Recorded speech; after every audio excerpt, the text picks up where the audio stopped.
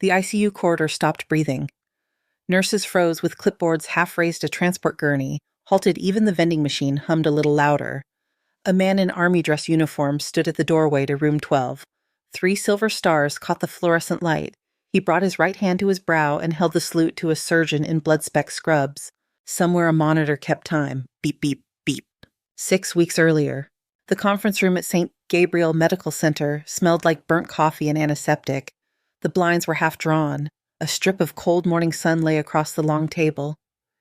15 residents lined the walls with paper cups balanced on knees, tablets glowing with vital signs and lab numbers. The clock read 6:20 a.m. Only the overhead lights were awake. Dr. Burke Halverson stood at the head of the table, silver hair combed tight, the kind of posture that made the air around him line up. He tapped the screen. An ultrasound of a gallbladder bloomed in gray. 46-year-old male. Right upper quadrant pain. Afebrile, routine candidate. Who wants it? Eyes dropped, coffee sipped. A cough. No one moved. Ava Calder sat in the back corner, hands flat on the table tablet in front of her. Second year on paper. 34 in years lived. Her scrub cap hid most of her hair. A wisp curled at her temple where the elastic pressed too hard. Grant Halverson said. Dr. Lila Grant looked up. Standard laparoscopic cholecystectomy, 4 ports. Identify the triangle, clip and cut. Textbook, Halverson said. He glanced toward the back. Calder. Add anything. Ava lifted her eyes. The cystic duct is slightly dilated. I would get an MRZP before we go in. Halverson's expression did not change. Based on what? Ultrasound shows no choledocholithiasis. The dilation pattern suggests intermittent obstruction. The angle at the junction is off. Could be a stone that did not show on this image. MRCP would clarify. Silence slid down the walls and settled in the corners. Lila's jaw set. Someone shifted a shoe on the tile. You have been here 6 weeks, Halverson said, voice even. Dr. Grant is a 3rd year. I have been doing this for 30. You think you see something we do not. Ava kept her hand still. I think the scan will confirm the safest approach. Halverson looked at the image as if it might answer for her. Then he nodded once. Fine. Dr. Calder, you take the case. Alone. Coffee paused midair. A chair squeaked. Lila's gaze dropped back to her tablet. Dismissed, Halverson said. The room emptied in a sweep of scrub fabric and quiet shoes. Ava stayed seated. She scrolled through labs, tapped open the prior ultrasound, pinched and zoomed. She closed the tablet and stood. As she adjusted her cap, the edge lifted just enough to show a faint mark behind her left ear. A nightbird cradling the staff of Asclepius. Ink no bigger than a postage stamp. Easy to miss unless you were looking. Sergeant May Jake Nate Colson had been passing the doorway. Security badge clipped to his belt. 52, shoulders like a door frame. He stopped. His eyes flicked toward the tattoo, narrowed, then moved on. The pre-op bay was cool and smelled like chlorhexidine. Ava scrubbed at the sink and counted under her breath. 15 on fingers, 15 on palms, 15 on forearms. Water hissed, curved around her wrists and fell away. She watched it bead and slide. Her hands knew this rhythm better than her voice knew lyrics to any song. No attending walked in. No one was surprised. Routine cases often meant wide leashes. In the OR, the lights came up and made everything too bright to belong to a real problem. The anesthesiologist looked over the drape. Vitals are steady. He is yours. Ava nodded. She placed the first port, then the second. The camera found the landscape inside a human belly. Pearly tissue, a glint where fat parted. She moved with small decisions, none wasted. Retractor, she said. The scrub nurse handed it over without being asked for the size. Ava exposed Kalos triangle. Her scope ran along the duct. There. A shadow not quite shadow. A smooth edge where smooth should not be. I want the cholangiogram, she said. That is not on the plan, the nurse said, more surprised than resistant. It is now. The table slid, the C-arm came in, and the dye traced a river into the common bile duct. A tiny stop showed like a blink in a film reel. A bead sat right where it should not. She threaded the cold octoscope, watched the stone loom on the monitor. The tip of her instrument was steady as a held breath. Basket open. Capture. Withdraw. The pearl of trouble eased out and clinked into the tray. She irrigated until bile flowed clean. Close, she said.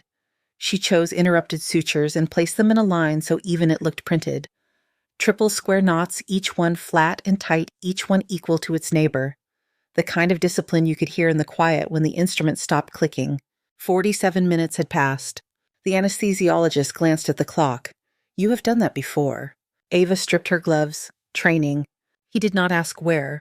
Above in the observation booth, a red light blinked on a recorder. Halverson leaned with his arms crossed, face unreadable. He rewound the footage and watched the moment she placed the retractor, the angle of her wrist, the economy of it.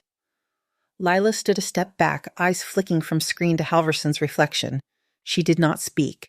In the hallway outside the OR, Ava washed again and wrote post-op orders with her thumb moving quick across the glass. Diet progression, pain control, ambulate early. She pushed the biodisposal lid with her elbow and tossed the gloves. At the intersection, Nate Coulson waited in the island of shadow cast by a ceiling vent. His stance looked casual. His attention did not. When Ava's eyes met his, he gave one slow nod that felt like a key turning. She held his gaze for a heartbeat and moved on. The locker room vibrated with low talk. Lila stood at her locker, hair twisted into a ponytail. A second-year slouched on the bench scrolling. She pulled the scope like it was nothing he said, not a tremor. You cannot learn that from a video, Lila said, not looking up. Not like that. What then? She shut the locker door.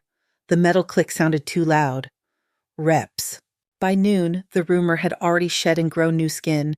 The second year who called a duck stone no one else saw. The one Halverson tried to put in her place. The one who was right anyway. Ava ate a protein bar in 3 slow bites and drank black coffee that had gone cold while she stood. The break room window showed the parking structure and a slice of sky. Clouds slid behind the tower like slow ships. The door opened. Halverson stepped in without a cup. He did not sit. You were right about the duct. Yes, sir. How did you see it? The dilation was asymmetric. The angle at the junction was wrong by a few degrees. That is not something most second years notice. I review every frame. He studied her face as if it were a chart with something in the margins. The tattoo behind your ear. That a medical symbol. Yes. Where did you train? County General, she said. Residency. He waited. She did not add to it. He nodded as if the conversation had gone somewhere, even if the words had not. Keep up the work and follow protocol. He left. The air felt colder after the door closed. At 2:10 p.m., the assignment board updated. Ava's tablet buzzed. Appendectomy room 6.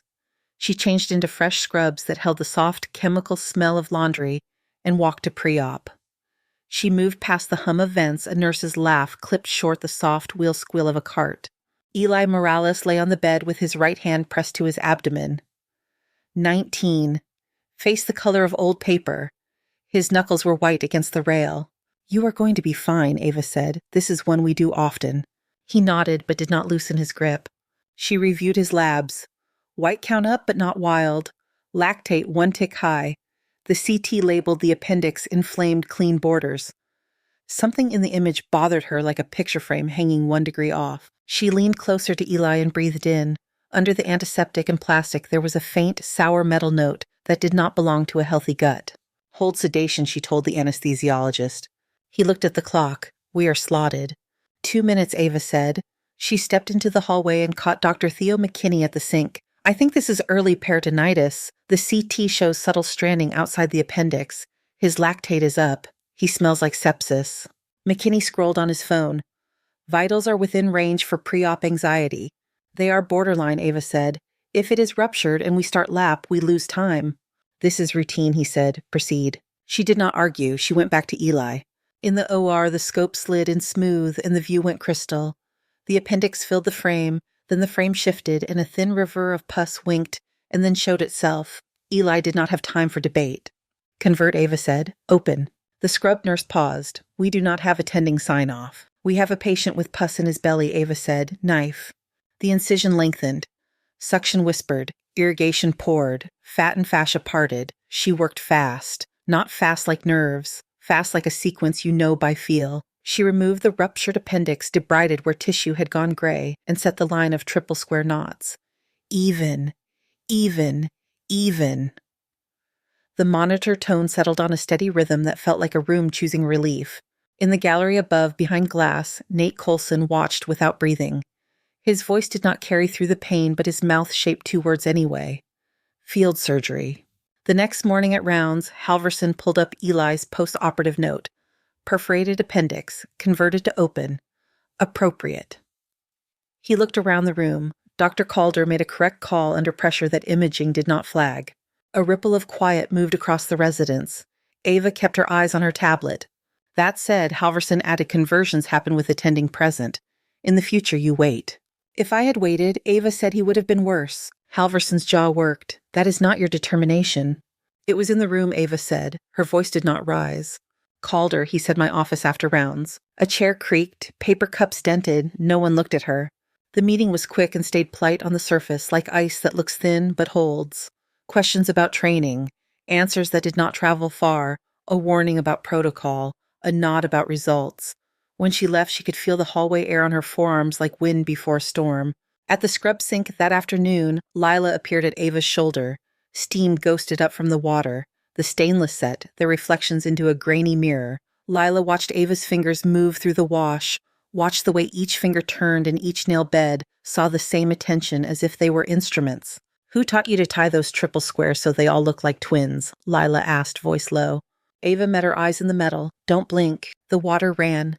The monitor in the next room counted time. Beep, beep, beep. The scrub sink hissed. Steam curled up and vanished. Ava shut off the water and dried her hands with the stiff towel that scraped a little at the knuckles. The metal panel gave back a blurred twin with tired eyes and a mouth that never quite looked surprised. Her pager rattled on her waistband at 10:52. 2 quick pulses. She checked the message, then glanced toward the charge desk. The radio cracked with static that filled the hall. All units, Mascal alert. Training accident at Fort Carson. 6 inbound, 3 critical, ETA 8 minutes. The unit took one breath. Then everything moved. Hands found carts, gloves snapped. The big doors to the trauma bay rolled open and thumped against their stops. Someone killed the music on the speaker. The humming fluorescent lights felt louder. Dr. Burke Halverson stepped into the center of the room with his hands already in a fresh pair of gloves. He looked like a man who had been waiting for this moment and never wanted it. Grant, Trauma 1. Kowalski, Trauma 2. Calder, Trauma 3. Ava nodded. She did not argue for a different bay. She stripped into a disposable gown and felt the fabric cling to her wrists. The monitors chimed alive one by one. Beep, beep, beep. The sound layered until it felt like a metronome for the whole room. The first ambulance slid in and coughed out diesel. The paramedics shouted over the siren wash. Burn and blast injuries. 1 unresponsive, 2 with airway compromise, 1 ambulatory. They rolled the first gurney past her bay. Lila Grant lifted her chin and took the report without looking away from the patient. Her voice came out steady and lower than usual. Got it. Tube tray. Suction ready. She did not glance up as she spoke. She was already moving. The second gurney turned into Ava's bay. The young man on the stretcher had shrapnel stippled across his chest and upper arms like a storm of metal freckles.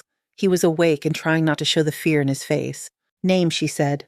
Specialist Ryan Kane, ma'am. She watched the monitor while the paramedic rattled off vitals. 90/60, tachy at 110, no obvious arterial bleeding, breathing on his own. They had pressure dressings on the bigger cuts. The bandages were already pinking through. Ava snapped on a fresh pair of gloves and leaned over the wounds. She took the forceps and touched one fragment. The metal turned under the clamp with a dry squeak. The edge was not clean. It had a serrated texture that ate light. There was a faint smear of green paint on the underside that did not belong to any training kit the hospital used. What device, Ryan? Be specific. Decommissioned IED sim, he said. The training cadre said cold ordnance. We were running through a lane. The blast charge popped. I think something went sideways. Ava looked at the piece again. Her throat felt tight for a second, and then the feeling passed. She placed the fragment in a tray and set it under the lamp. The heat made a smell rise that did not belong to anything on a dummy. Old oil and hot iron. She did not blink. She worked through the surface wounds with a rhythm that made the nurse stop guessing and start anticipating. Saline, gauze, pressure, forceps. She kept her hands steady while her mind traced the path of the fragment just right of the sternum. The angle in, the way the rib cage widened, the way a small piece could ride a heartbeat and find soft tissue like it was following a map. She stepped out of the bay and found Halverson at the next bed with his hands inside a chest. He did not look up. "What?" "Real shrapnel," she said.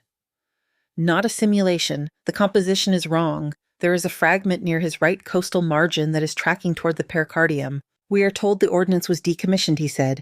"Intake confirms. Handle his superficial injuries. If vitals change, escalate." "Vitals do not have to change for this to kill him," Ava said. "The fragment can migrate without warning." Halverson's eyes cut to her for one beat, hard and unreadable. "Manage your bay, Dr. Calder." She stood still for a second longer, then turned and went back to Ryan. The nurse had finished taping the last bandage. Ryan stared at the ceiling as if it might offer a steadier world to look at. "You are going to the surgical floor for observation," Ava said. "Full cardiac monitoring, chest x-rays every 4 hours, no exceptions." "That is a lot for surface wounds," the nurse said, in a voice that was trying to be light and did not quite get there. "It is necessary," Ava said. "Place the orders." The nurse nodded and typed. The keys clicked with small, quick sounds. Sergeant Major Nate Coulson stood in the doorway and did not enter. His shadow cut a shape on the floor tile that stayed still while the rest of the room moved. He watched Ava work for a quiet count of 10, then stepped in and planted himself at the side of the bed where he would not be in the way. He kept his voice low. "I know who you are, Major." Ava's hands paused over a dressing tape. The pause was short. She did not look up. Not anymore. Nate looked at the tray under the lamp. He did not touch it. Kandahar. After-action reports do not always tell the whole story, but they told enough. Ava smoothed the tape once. "Keep your voice down." He nodded and stepped back to the doorway. His presence did not move from the edges. They moved Ryan to a monitored room on the surgical floor. The triage nurse hung a bag of fluids. The telemetry tech placed sticky leads on his chest. The monitor drew green lines that climbed again, and settled in an uneasy pattern. Beep, beep, beep. The sound in this room felt smaller and more personal. "You will hear this all afternoon," she said to Ryan. "It is not music, but it is honest." "I have had worse soundtracks," he said. He tried to smile. It did not stay long. She adjusted the bed so he could breathe without fighting the angle. She wrote orders with small letters that were easy to read and hard to misinterpret. She added a note about calling her directly for any change in heart rate, even if it was only a notch. She signed and double-checked the contact number. She handed the chart back. Her shift had been 16 hours already. She should have signed out and gone home. She did not. She went back to the break room and poured coffee that tasted like the pot had been cooked twice. The cup warmed her fingers and nothing else. She set the pager on the table where the light would hit it. It felt heavy for a small piece of plastic. The hospital moved around her. Gurneys muttered by with soft wheel squeals. A phlebotomist laughed once and then caught herself as if she had been too loud.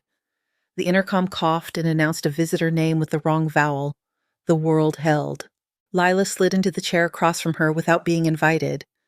She had a smear of iodine at the cuff and a new crease at the corner of her mouth. "You were right about the duct, and Morales. People are talking." "People always talk," Ava said. Lila picked at a thread on her sleeve. "Are you going to tell me where you learned to tie knots like that?" Ava looked at her. The break room window showed the sky washed a pale blue. The mountains sat behind the city like a printed backdrop. "Practice," she said. "That is not a real answer." "It is the one you get," Ava said. She finished the coffee and felt the grit at the bottom. Lila tapped the table once with a knuckle. "All right." She stood. "I will be in the gallery." Ava nodded. Lila left. The door hinges made a sound like a whisper when they closed. At 2:47, the pager screamed. "Code blue, surgical floor, room 418. Ava was upright before the second beep. The chair legs scraped the linoleum. She grabbed the rail of the stairwell and took the steps in runs of 3. Her lungs reached for air that did not quite get there in time. She pushed through the door to the 4th floor and turned left. A nurse nearly collided with her with a crash cart, eyes wide, mouth open. The cart rattled against the door frame and then corrected. 418 stood open. The room pulsed with noise. The monitor was a high continuous tone. Hands moved everywhere at once. A respiratory therapist squeezed a bag. Dr. Theo McKinney had his stethoscope on Ryan's chest, and it looked like he was trying to listen to a secret he could not get close enough to hear. Ava saw the bulge below the sternum where there had not been one before. A small rise under the skin that lifted and fell with each breath. The skin there looked tight like plastic, stretched over a fruit that was too big for it. She moved to the bed and placed her fingertips lightly along the right costal margin.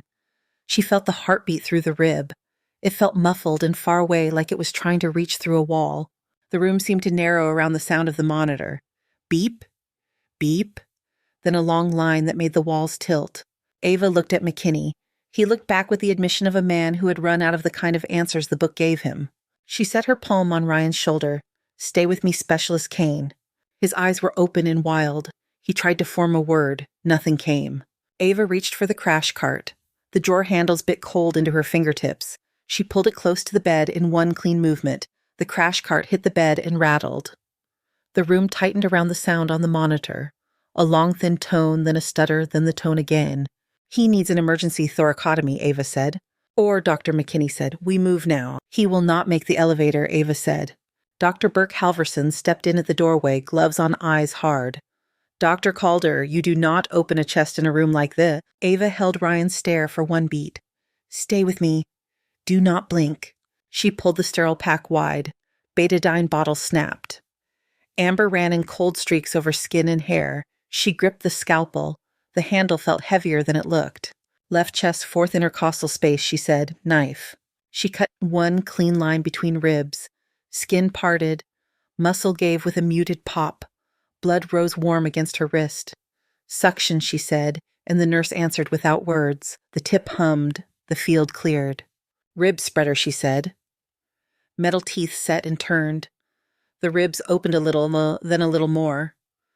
The smell changed iron and heat, a breath that belonged to deep places. The pericardium sat swollen and too tight. It shone like wet paper stretched over a fist. Scalpel smaller, she said. She nicked the sack and stepped back half a thumb. Dark blood poured out and ran along the drape in a wide arc. The monitor's line broke and found beats again, slow, then steadier.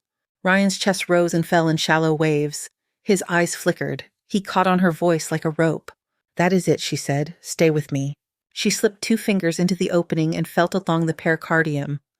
The fragment sat caught at the edge like a thorn in a pocket. She pinched and eased it free. A small wedge of metal winked under the lamp. Scratched green paint. Rough serration. She let it drop into the tray.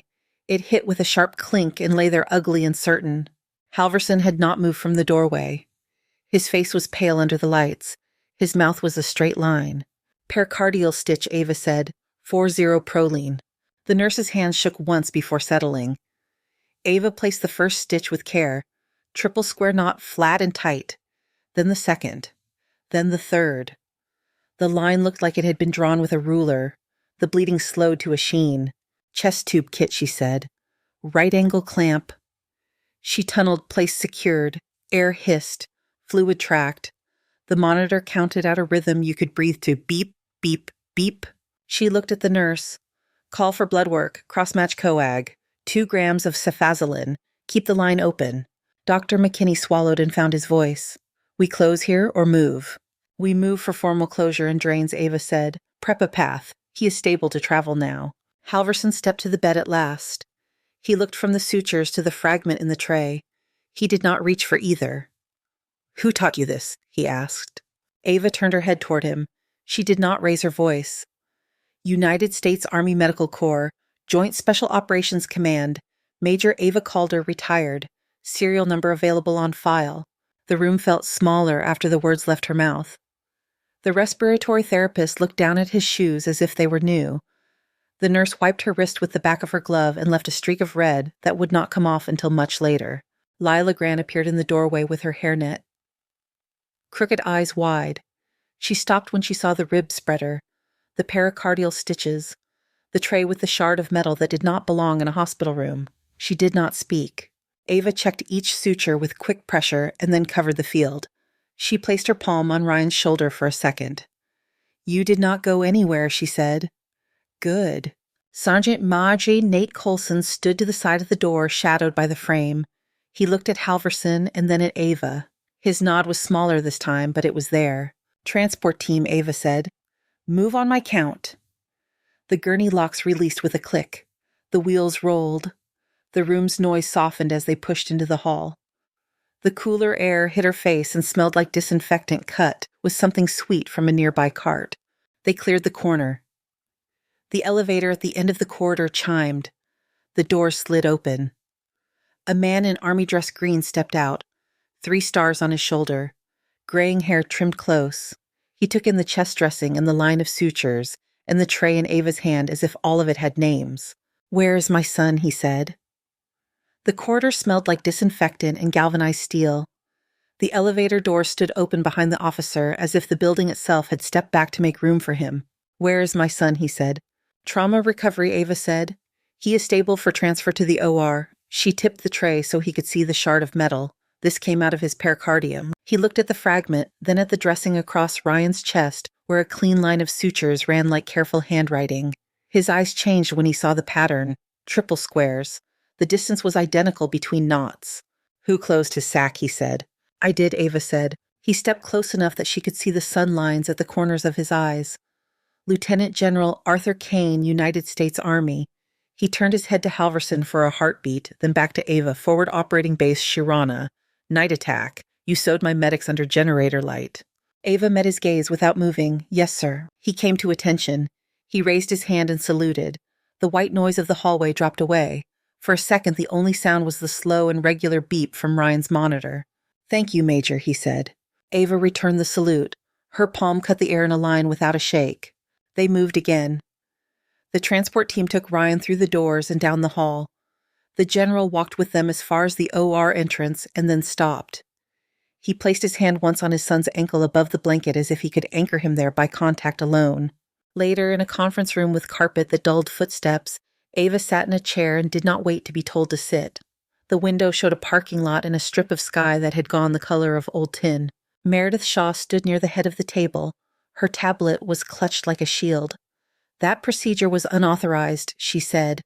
"You exposed us to unacceptable risk. If the press learns that a resident opened a chest at the bedside, we become a story no one wants." Sergeant Majay. Nate Coulson stood by the door. His hands were behind his back. With respect, he said that was not reckless. It was standard field protocol when transport time becomes the risk.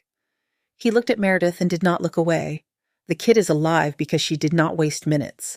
"This is not a battlefield," Meredith said. "Medicine does not stop at the ward door," Nate said. Dr. Burke Halverson rested his palms on the table. He had not sat down either. He looked at Ava. "I misjudged you," he said. "That is on me. Your calls were right. The duct, the appendix, the fragment, every time." Ava did not answer. Meredith's voice sharpened. "You did not disclose prior service on your application." "I disclosed what the law required," Ava said. "My record is sealed. I asked for that when I left." "Why?" Meredith said. "Because I wanted to work," Ava said. Silence held a moment. Halverson broke it. "You will not be punished for saving a life," he said. He looked at Meredith. "There is another way to play this." She waited. "We give her what she already acts like," Halverson said. "Senior trauma surgeon. Full privileges. Build a training program that teaches what she knows. We stop pretending she's here to shadow cases she could run in her sleep." Meredith stared at him, then at Ava. Her jaw tightened. "The board will ask about liability," she said. "Tell them the Army will back her," Halverson said. "Tell them a general saluted her in our hallway." Ava leaned her elbows on her knees. 3 conditions, she said. "Name them," Halverson said. "Veterans get a fair door," Ava said. "No penalties for gaps in a resume. Experience under fire counts as real hours." "Done," Halverson said. "Nate Coulson runs coordination," Ava said. "He understands both languages." Nate looked at her. He did not speak. "Done," Halverson said. "And my record stays sealed unless I open it," Ava said. "No press, no brochure, no parade." Meredith lowered her tablet an inch. "I can draft that," she said. Ava nodded once. Halverson straightened. "Then we start," he said. They gave her a space on the 2nd floor that had been an unused telemetry ward. The smell of fresh paint sat under the older smell of old wax and corkboard. A week later, mannequins lay in the beds with chests that rose and fell and fluids that ran when told to run. The ceiling track lighting hummed. The timers on the wall clicked over seconds like a drummer counting in. Ava stood in the center of the room before sunrise and drew a box on the whiteboard around the words, "Pattern Recognition." Lila Grant came early and leaned in the doorway with a coffee she forgot to drink.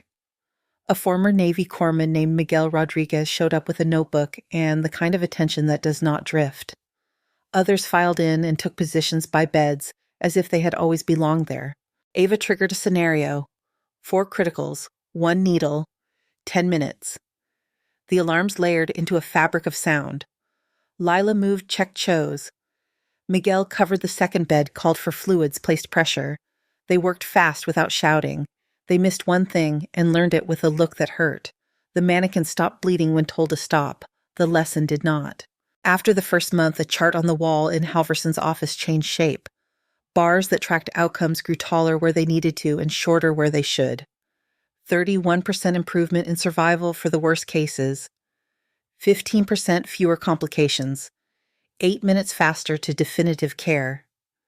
He slid a finger along the bars and did not hide the way his face softened. He found Ava that evening in the simulation lab coiling tubing with a care that made it look like rope. The room was quiet. Only the ventilation spoke. He set a folder on the table. It was thick paper that held the light differently from the rest. The seal at the top was familiar enough to shift the temperature in the room. "This came for you," he said. She looked at the title. Department of Defense, Office of Medical Readiness, National Trauma Integration Initiative. Her name rested under primary consultant. She touched the edge of the folder with her thumb. The paper rasped against her skin. Somewhere beyond the door, a monitor found its rhythm and kept it. Beep, beep, beep. By fall, the old telemetry ward had a new name stenciled on frosted glass. St. Gabriel Trauma Simulation Center. The paint smell had faded to the quiet scent of plastic and linen. The clocks on the wall ticked like teeth. The monitors in each bed waited with their green cursors living small lives on black screens. Ava stood at a podium in the main auditorium with the house lights low and the stage light warm on her face. 400 chairs were full. Residents in wrinkled coats, nurses with pens tucked behind ears, paramedics in navy shirts with their patches cleaned for the day. A row of uniforms near the back held posture like a line. On the screen behind her, a photo showed a field hospital with canvas walls and a generator cable curled like a snake across the ground. Floodlights threw hard edges on metal tables. There were shadows under eyes that did not belong to the present. Combat medicine and civilian trauma use the same rules, Ava said. The difference is everything surrounding the patient. The difference is time. She clicked. The screen filled with a list of small signs that always hid in plain sight. Asymmetry, angle shifts, smell when the air should smell like nothing. She did not read them out loud. She let the room look. You learn by seeing patterns, she said. You put enough cases into your head until your hands move when your mind is still catching up. You let the right things become automatic. Lila Grant stood at the side aisle with a notebook open and a pen she did not use. Miguel Rodriguez sat on the edge of his seat and forgot to blink for a page and a half. Ava clicked again. The slide changed to a single line of sutures across a chest. The triple squares sat in a row like a set of chords on sheet music. Flat, even, close enough to measure with a coin. There are decisions you will make where waiting looks polite and feels safe, Ava said. There are moments where you do not wait. You act and then build the rest around that act. She showed outcomes next. A bar chart that had been ink on paper a month ago and now was light. The room did not clap. The numbers did that work. 31% better survival for critical trauma, fewer complications, faster time to the knife that fixes the break. A photo filled the screen. A young woman with a seatbelt mark fading across her collarbone stood in a kitchen with a cake that had too much icing. Sarah Mitchell, Community Hospital in Ohio. Blunt chest injury, quiet vitals. An ER nurse from the first cohort had noticed the subtle signs and had pushed hard for a surgical call. Ava did not narrate the fight in that room. She showed the face of a patient who had reached another birthday. The lights rose. Questions started and stacked politely. How do you teach instinct? How do you write protocol for cases that do not fit paper? Ava answered in the same key she used in the lab. Repetition, pattern, clear words, and a refusal to give in to the tidy comfort of a perfect plan. She did not waste adjectives. The crowd thinned to a tide at the exits. People stood in the aisles and kept talking in knots that would flow back to wards and rigs. Lila came down the steps to the stage. You made them pay attention, Lila said. They did the work, Ava said. Lila smiled. Her eyes looked like they had slept less and cared more.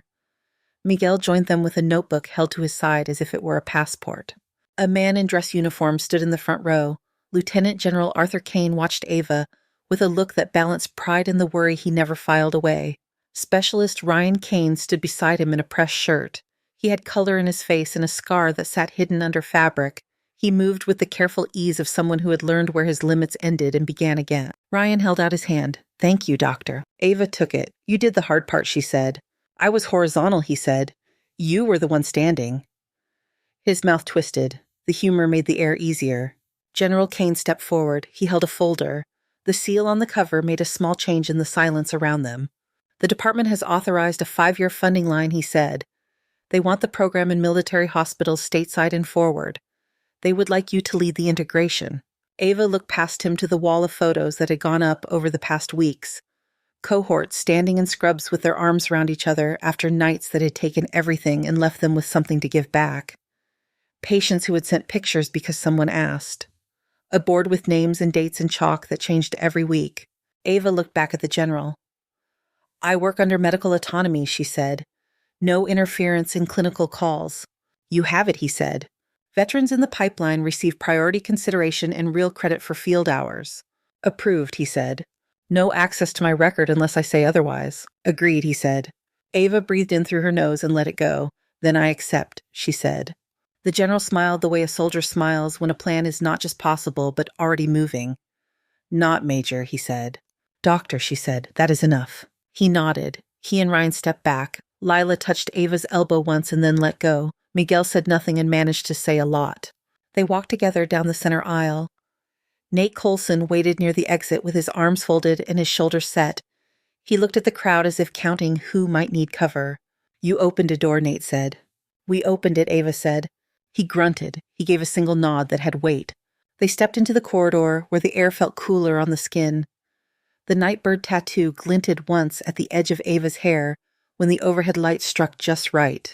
It went back to shadow as her cap settled. Her pager buzzed in a way everyone recognized. The tone for trauma layered over the regular beeps that lived here. Multi-vehicle collision, multiple critical inbound. The words were clean and held no commentary. Ava turned without speaking. Her shoes found grip on the floor that she knew by feel. Lila matched her stride. Miguel fell in behind and did not need to ask where. Nate took the side path that got there first. They pushed through the ER doors. The room warmed with bodies and breath. Diesel drifted under the antiseptic. The first gurney came in hot with a gait that meant the paramedics would not stop moving until they were told to. The monitor on bed 2 found a rhythm and held it. The one at bed 4 tripped into a skitter and waited for someone to take command. Ava pulled a gown off a hook and slipped into it. The paper tugged at her wrists. The gloves snapped and sealed. She stepped to the first bed and set her hand on a shoulder that shook. "You are here," she said. "Stay with me. Do not blink." The room answered with its sound. Beep, beep, beep. The line steadied. The knife found the right path. The sutures sat flat and even and close. Outside the doors, a siren rose and fell and then stopped. Inside the doors, a team moved in a language they had learned together. The work waited and did not wait. Ava leaned in and did it. Thank you so much for listening to today's story. If this story resonated with you or made you reflect, I'd love to hear your thoughts, so feel free to share them in the comments below. And don't forget to like, subscribe, and hit the notification bell so you won't miss the next story.